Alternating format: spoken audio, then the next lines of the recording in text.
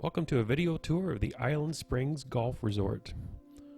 This golf course is located in Northern Ontario on St. Joseph Island, just east of Sault Ste. Marie and south of Richards Landing on the island. It was built in 2000 and the front nine opened in 2001, but the back nine holes were never built. Until now, with the magic of technology, we're able to see what it would look like if this was an 18-hole golf course.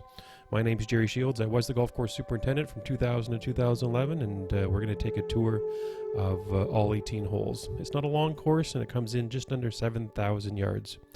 So now we'll fly over the putting green, and the driving range was to the right, and we'll move on in towards the first hole of this beautiful golf course.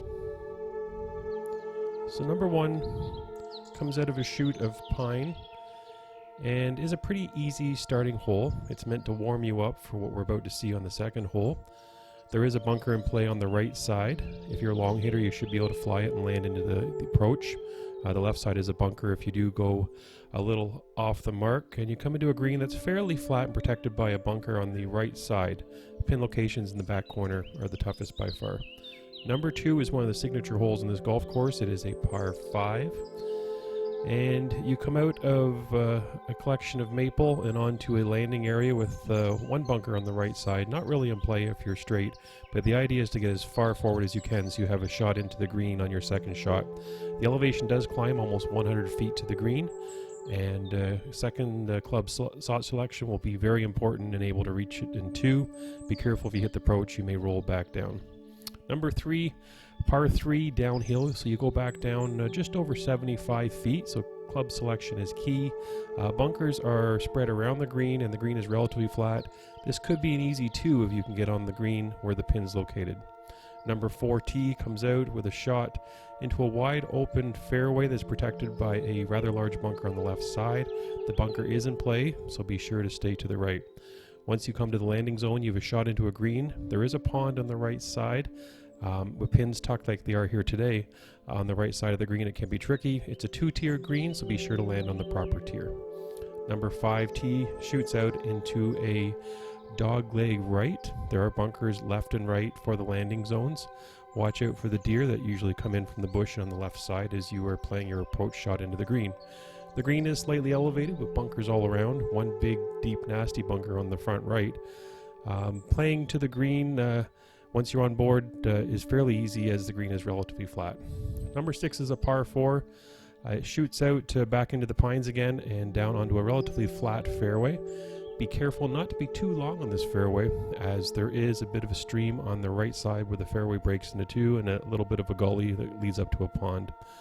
This is another 2-tier green, and if the pin is on the front tier, you definitely don't want to be on the back and trying to come back down, and vice versa, trying to climb the hill back up onto the back tier. Number 7 is a par 3. A relatively flat par 3. There is a false front on the green, so when the pin is front middle, as you can see here, don't be short. You may roll back onto the approach, come in from behind the pin.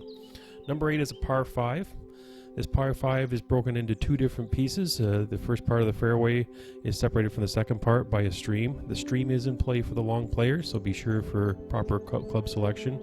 2 ace bunkers protect the approach up into the green, and this green is protected by a bunker on the front right that can come into play if pin placements are on the far right.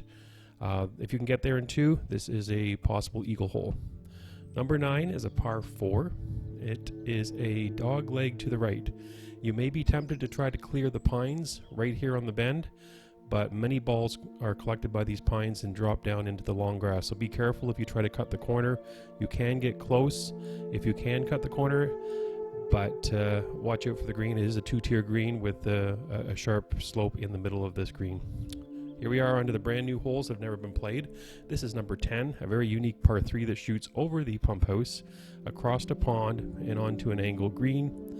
If you can clear the water and stay clear of the bunkers, the green is relatively flat, with the toughest pin placement being where you see it there today on the left side.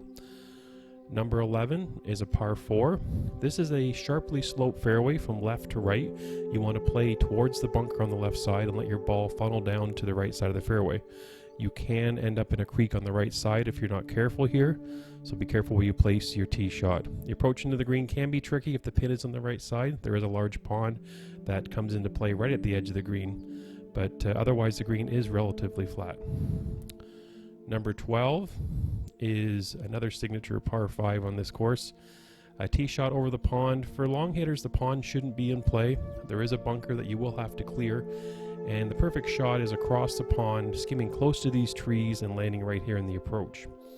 Once you get to the approach, the green will be likely not reachable in 2. You may have to play up near another pond that comes into play the approach, and then play your third shot into a relatively flat green with only bunkers on the left side to protect.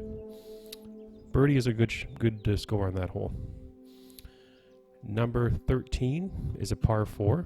It plays downhill. There is a bunker in play on the right side, and the fairway does slope right to left.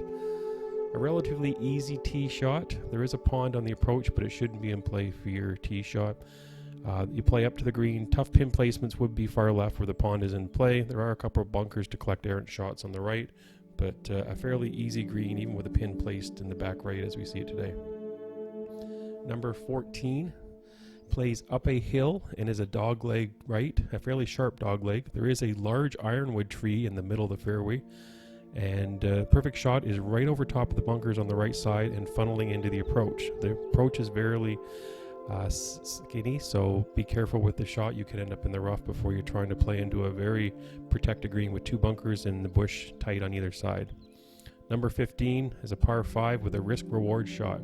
You can play safe off the left, make sure that you have proper club selection, or there is a reward shot to the right through the gap of trees. If you get through the gap and onto the fairway, this is an easy par 5 in 2 shots, and you'll be setting yourself up to eagle. If you take the safer route, you still might get there in 2, but odds are it's going to take 3 to get onto the green. The green is protected by a pond in the back with the rough sloping off quickly if you do fly the green long. Number 16 takes us back into the pine trees. It is a dogleg to the left.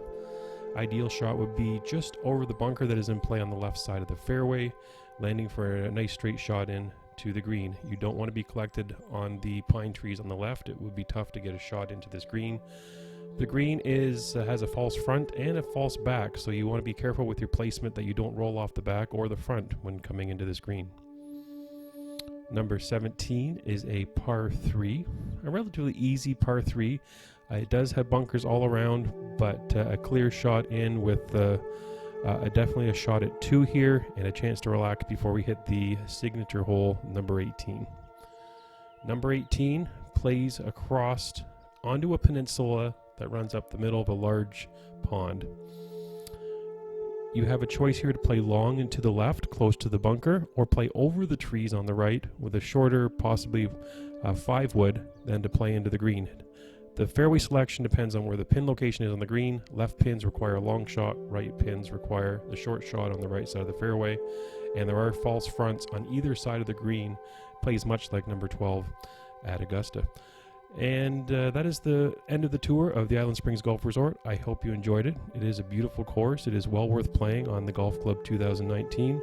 And any questions, be sure to contact me at jerry@greensideconsulting.ca. Thank you very much. Thanks for watching.